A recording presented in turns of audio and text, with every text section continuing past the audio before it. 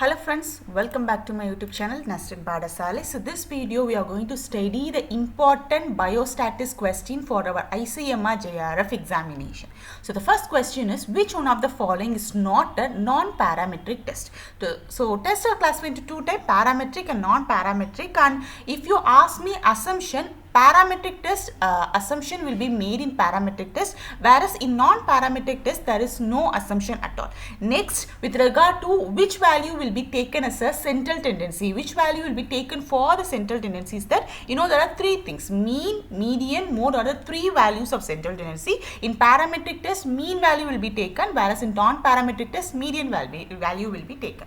With regard to correlation, Pearson correlation will be taken for parametric test, whereas for non-parametric test, Spearman correlation coefficient will be taken. Next, with regard to application, this parametric test is applicable only to variable, and non-parametric test is applicable both for variable and attribute. So data is classified in two types, friends: variable data and attribute data. Variable data means quantitative data, attribute data means qualitative data. Variable data is measurable in terms of like length, volume, time, like that. Attribute data is a countable data, like it will be measured in terms of number, how many parts are rejected in a mission. Or else this attribute data can be described either yes or no, like if a question is asked whether it will rain today or no. Okay, so the answer is either yes or no. Like this data is called as attribute data. So with regard to example or type of parametric test, include a student t-test, both one sample t-test, unpaired two sample t-test, paired two sample t-test, ANOVA, one-way ANOVA, two-way ANOVA, Pearson correlation coefficient, Z-test, proportional test are the example of parametric test. Whereas type of non-parametric test include one sample sign test, one sample Wilcoxon sign rank test, Friedman test, Goodman-Crooks gamma test, Crooks-Wallis test, Mann-Kendall trend test, Mann-Whitney test, Moore's median test, Spearman rank correlation. These are the types of non-parametric tests. At least try to remember the names of these tests. So the question is, which of the following is not a non-parametric test? Of course, the answer is not a non-parametric test. It is one-way ANOVA. One-way ANOVA is a parametric test, whereas rest of three tests are the non-parametric test. Okay. So the next thing is, if a test statistics reject the null hypothesis when it is true. Okay, a test statistics is rejecting a null hypothesis when actually the null hypothesis is true, then which type of error is made? So the errors are classified into two types, friends: type 1 error and type 2 error. Type 1 error occurs when mistaken rejection of actually true null hypothesis. So what is mean by null hypothesis? Null hypothesis is the type of statistical hypothesis which propose that there is no statistical significance exists in a given set of observation. Like you are following a given set of observation.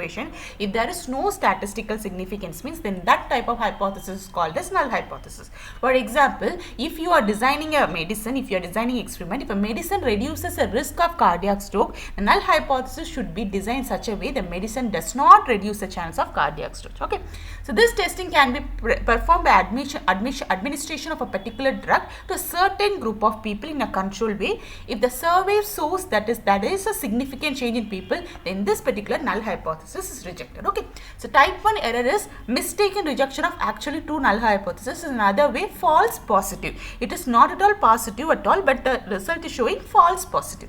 Type 2 error is failure to reject a null hypothesis that is actually false, that is false negative. In simple way we can say, example of type 1 error is innocent person is convicted. Example of type 2 error is guilty person is not convicted. Next thing, if they are asking if the test reject the null hypothesis when it is actually true, then it is called as type 1 error. Okay, so mistaken rejection of actually true null hypothesis is called as type 1 error. Next question, marital status of group of people represents which variable? So you should know data classified into qualitative data, quantitative data. Qualitative data classified into nominal data, ordinal data. Quantitative data classified into discrete data, continuous data. Okay, nominal data means data can only be categorized, whereas ordinal data means data can be categorized, and after categorization you can rank the data from 1 to 2. Okay, so example of nominal data include color of hair, marital status, nationality, gender, ICL. Color of ordinal data include when a company asks for a feedback, experience. So there will be a point scale of 1 to 10. So if the feedback is good, some will be giving 8, 9. If the feedback is bad, some will be giving 2, 3. Okay. Next example of ordinal data, letter grades in example, ranking of people in competition, economic status, education level, all are example of ordinal data. Example of discrete data include discrete data means there will be clear separation of value will be clear. Okay. The total number of students present in a class, cost of cell phone, number of employees working in a company, total number of players who participated in a competition, days in week. These are the example of discrete data. What are the example of continuous data? Continuous data means height of the person, speed of a vehicle, time taken to finish a particular work, Wi-Fi frequency, marker share price. These are the example of continuous data. So question is that marital status of a group of people represent which of the data? It is nominal data. We can only categorize the marital status. We cannot able to rank who is getting first, who is getting second, and all we couldn't able to do.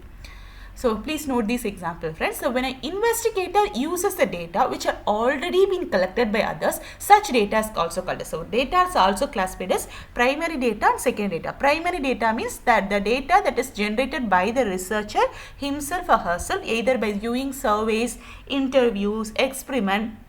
Okay. Secondary data means using a existed data. Like if you are doing your MSc, BSc means you will be doing your thesis work. In the thesis work you will be doing a review of literature. Then those kind of data are called as secondary data, using existed data generated by large government institution or healthcare facility. So when an investigator uses the data which has already been collected by others, this data is called as secondary data. Next, mode can be determined by applying the formula. So there is an empirical relation existing between mean, median, mode, and the formula for mode is that 3 median minus 2 mean. Okay, so mode is equal to difference between 3 times of median and 2 times of mean. Please make sure it is 3 median minus 2 mean. Please don't confuse. Okay.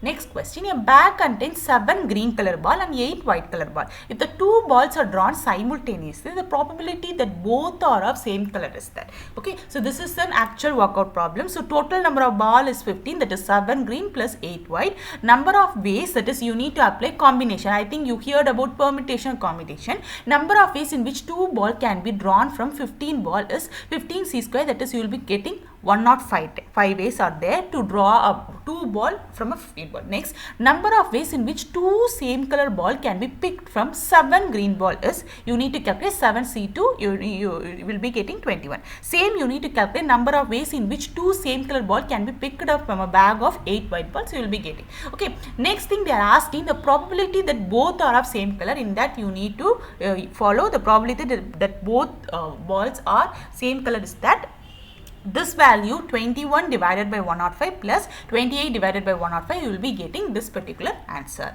Next, if a diagnostic test is 90% sensitive, what will be the percentage of false positive? 90% sensitive means it is true positive, the remaining value is 10%. So the answer is 10%.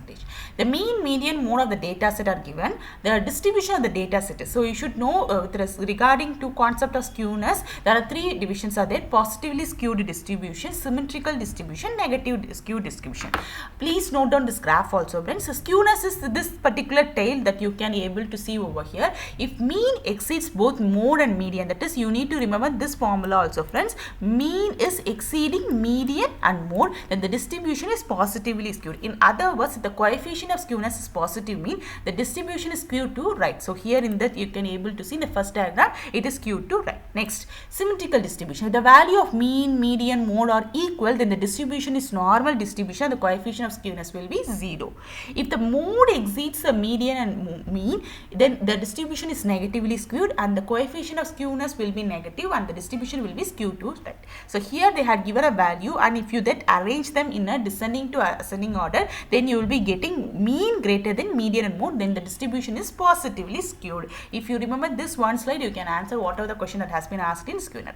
Specificity of the test is what? Okay, so please remember the definition of sensitivity and specificity. Sensitivity is a percentage of true positive. Say 90% sensitivity means 90% of people who have a target disease will test positive. That is sensitivity. Specificity is a percentage of true negative. That is 90% specificity means 90% of people who don't have the target disease will test negative. So specificity of a test means is the ability of a test to correctly identify a person without about a disease. Whereas specificity, if they are asking about sensitivity of the test, means it is a ability to test correctly identify the person with disease. Next, what type of bias is reduced by randomization? Now, randomization, we are selecting the people randomly, so the selection bias will be reduced.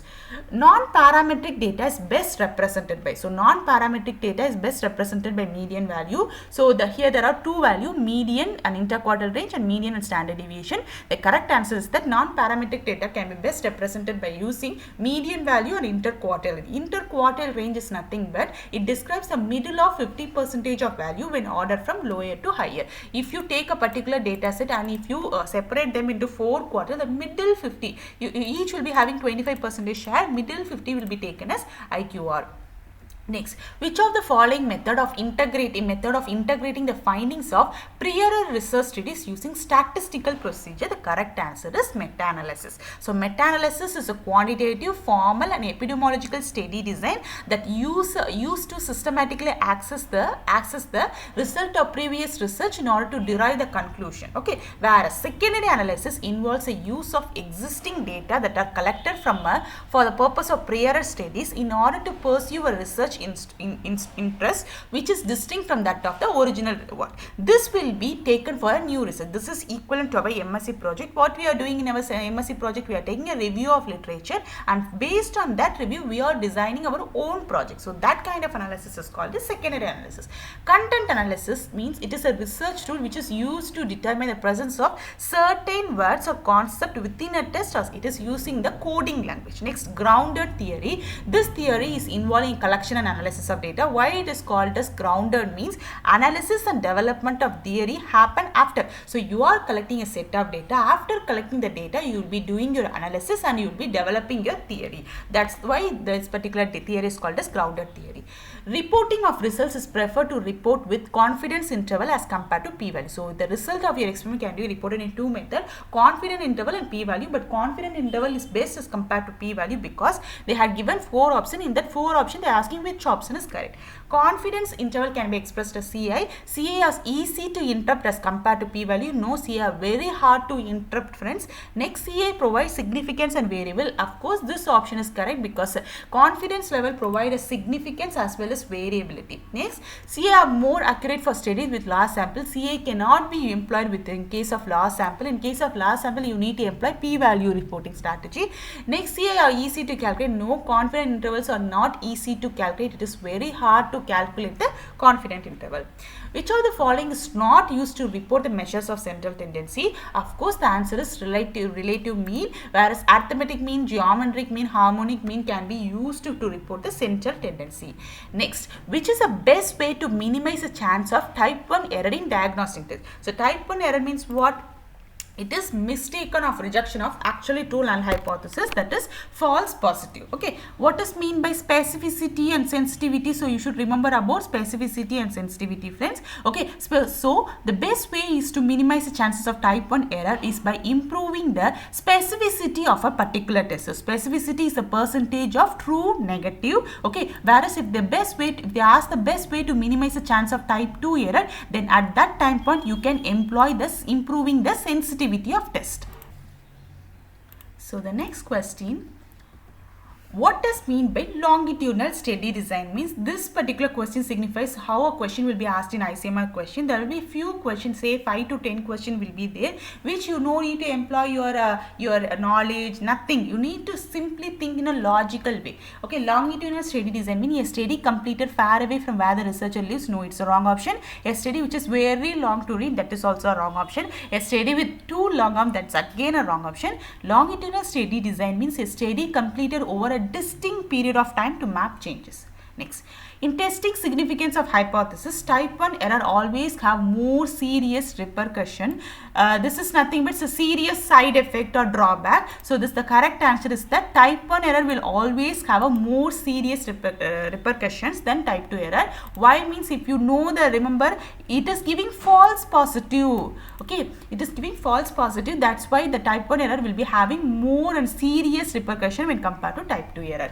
Random sampling means what? Random sampling sampling means the sampling which is governed by rules and regulation of probability theory. During the random sampling, we cannot able to even employ personal judgment. We need to fully employ probability theory. In this haphazard sampling, hodgepodge sampling or example of random sampling. The most appropriate measure of dispersion with the data contaminated by outliers means the correct answer is quartile deviation. Friends, first you should know outlier means what. A value that lies outside is called as outlier. That is, if you take a set of score, in that set of score, if you take 3 and 8, they are more distinct value, where 25, 26 they are with a particular group, whereas 3 and 8 are lying outside, that is too small or large value, that's called as outlier. The most common dispersion is the quartile deviation. As I mentioned you earlier, here we will be dividing into 4 quartile. So here you can able to see how we can find a quartile and quartile deviation. So if they given a set of data, first we need to arrange them in ascending order. Next you need to find a individual value, a central value. Next, Q2 is a median of a given data set. Since it is a even number sample, you need to find a Q2. Okay, after that you will be finding a lower half data. Okay, next you will be finding a upper half data median. Next, a quartile deviation is Q3, that is upper half minus Q1 lower half. So in that time point, there is no need to worry if your data contains a outlier, that is 3 and 85. Okay, the value that lies outside most of the other values in the data set is called as outliers. Next, in a single throw of 2 dice, what is the probability of getting a sum of 8 and 11? So if you throw a 2 dice at the same time, then total number will be 36. So this is what a probability. I think if you remember 10th standard probability max books, you can able to find this particular thing. Okay, probability of getting a sum of 8 you can able to see. So if you add 6 plus 2 you will be getting 8, 5 plus 3 you will be getting 8, 4 plus 4 you will be getting 8, 5 plus 3 you will be getting 8, 6 plus 2 you will be getting 8. So 5 probability, 5 options, 5 numbers are there. So 5 by 36. Next, probability of getting sum of 11, it is 2 thing only. So 5, 6 addition will be giving 11, and 6, 5 when you add them you will be getting 11. So probability of getting a sum of 11 is 2. So you need to add both the thing, then the correct option is 7 by 36. For studying association between two attribute. Okay, so while studying attribute and all, you can't able to take this particular test because F test, T test, Z test or example of parametric test. Okay, so attribute you want to study means you need to employ a non-parametric test, and chi-square test is an example of non-parametric test. Okay, for comparing a variability in different parameter recorded in different units, say one will be recorded in centimeter, one will be recorded in meter. In that time point, which particular measure will be taken? In that time point, you will be employing a coefficient of variation. Whereas if you are comparing a variability in different parameter recorded in the same unit, at that time point you can take range, median deviation, and standard deviation. Okay.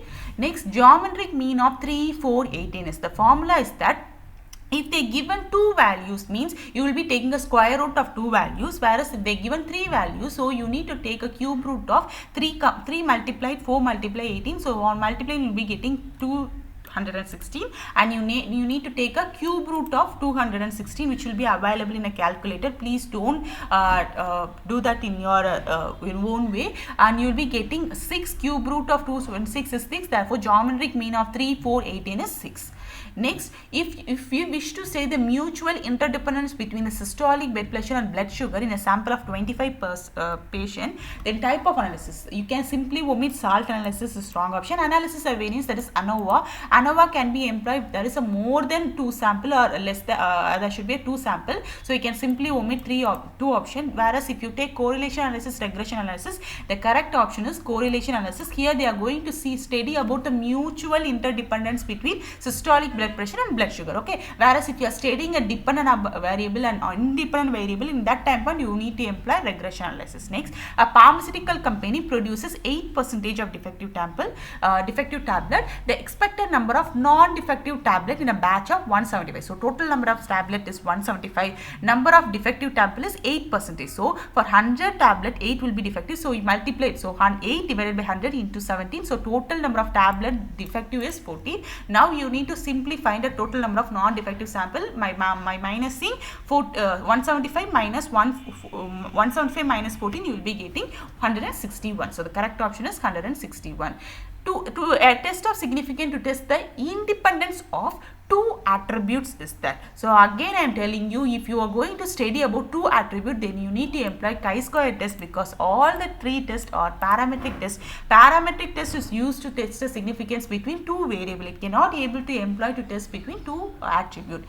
A bottle contains 4 underweight tablet, 3 overweight tablet and 5 normal weight tablet. A person draws randomly one tablet from a bottle. The chances of drawn tablet not bearing underweight is, so total number of underweight tablet is 4, total number of overweight tablet is 3, total number of normal weight tablet is 5. The formula for a probability to find the probability of tablet not being underweight is that 1 minus probability of tablet being underweight. Okay. So first you need to find the probability of tablet being underweight, that is 4 divided you need to find the probability of being underweight. So you will be getting 4 by 12, that is 1 by 3. Next 1 minus 1 by 3. These things I think you know about the probability calculation and all. If you want more detailed thing, you can refer your 10th standard book. Okay. So total number of tablet underweight is 4. So you need to divide 4 divided by 4 plus 3 7, 7 plus 5 13. So 4 divided by 7 plus 5 12. So 4 divided by 13, 4 divided by 12 you will be getting 1 by 3. Next you need to apply in this particular formula. ANOVA technique is most appropriate for studying a statistical significance of difference between more than two samples. Okay, if you are going to study between two samples, you can either use paired t-test or non-paired t-test, one sample t-test or two sample t-test.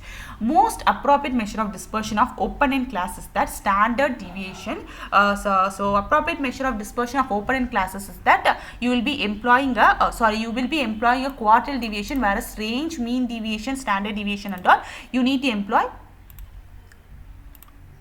So you can employ range, mean deviation, standard deviation in case of closed-end class data. Most appropriate measure of central tendency when the data contaminated by outlier, the most appropriate measure is median. Median means what? You will be taking a middle value only, whereas if you take mode, median and all, you will be mean. It is designed the average set of data set, and mode it is a highly repeated number. So mode and median will be definitely contaminated. We cannot able to employ mode and median if the data is contaminated by outlier, whereas mean can be employed because mean is a middle value. We no need to worry about outlier value which is lying outside. Next, the distribution is negatively skewed. Ultimately, what I said, if the distribution is negatively skewed, mode will be exceeding mean and median. Okay, see here you can able to see a random sample of examination of 20 patients from a PGA. PGA is one hospital, and another random sample of examination of 25 patients from Fortis Hospital. So, two independent events are taking. If our interest was to know whether an average expenditure incurred per patient in two hospitals was comparable or not, then appropriate test procedure is that. Anyway, t-test is that. So, you need to know whether it is a paired t-test or unpaired t-test. So, paired t-test are used when a same item or a same group is tested twice. Like for example, before and after effect of pharmaceutical treatment or same body group, or as body temperature using two different thermometers, same blood participant, you will be employing paired t-test. Whereas unpaired t-test is used to compare the mean between two independent groups. So, in our case, they are mean between two independent groups. One patient is from PGA and another group of patients is from Fortis Hospital. So, correct option is unpaired t-test. Okay. If a p-value of a test statistics is 0.023, then our inference will be simply multiply the p-value into 100, will be getting 0.23, which is more or less nearer to 1%. So, correct option is the finding of significant at 1% probability level. So, simply multiply the p-value into 100. What is getting? It's a finding a significant, that's a probability level. Next, the mean and median of the data set are given. What is a mode? So, mode formula is the 3 median minus 2 mean. Then you can easily get the mode. The mean and mode of the standard deviation of the data set is given. So, they had given mean, mode and standard deviation. Now, they are asking what is the value of coefficient of skewness. The formula of coefficient of skewness can be classified in two types. If they had given mode means, you can simply apply the formula, that is mean minus mode divided by standard deviation. If they had given median value instead of mode, you need to apply this formula, that is 3 mean minus median divided by standard deviation. Next, so, with regard to this particular thing, the mean of 5 observation is 4.4 and the variance is 8.24. If 3 observation are 1, 2, 3, the 2 other observation are. So, here I had given you a completely worked out problem, friends. So, the remaining observation you can take as x, y. The 5 observation are 1, 2, 6, x, y. They had given mean value. So, simply you need to apply that in the formula. We will be getting x plus y value, that is 13. Variance also given. The variance formula is I had listed over here. So variance, you need to apply the data set variable value, you need to square them, minus mean value divided by number. So here the number of data or variable is 5, so is equal to 8.24. so you'll be getting x square plus y square is to 97. Okay, so from 1 we can easily calculate the value of y is equal to 13 minus x. So now you need to imply the y value in equation number 2. So you need to go back to 10th standard only, then you can easily analyze. So if you worked out these things, you can easily work out, friends. So the remaining two values are 4, 9. The sum of the deviation of variables, that is 3, 4, 6, 8, 14. The variable is given, 5 variables are given, from their mean. What is the sum of deviation? First you need to find the mean. So mean is given by sum of observation divided by number of observations. So you need to find a sum. After getting sum, you will be getting 35. Number of observation is 5. So the mean is 7. Now the variable is given, mean is given. The deviation can be found by applying this formula. That is x, that is a variable minus mean. So make sure you are employing the correct sign and all. Minus means minus. And after that you need to simply multiply all those things. You need to do subtraction addition. This is a simple subtraction addition. So you need to do at last the sum of deviation is 0. So these are the list of important things that I had gathered for my preparation of biostatistics and ICMR. So just want to share this particular thing with you. If you want more detailed notes or other concept for other exam, please do tell me in the comment section. I will definitely share with you. Thank you, friends. Thanks for watching this video.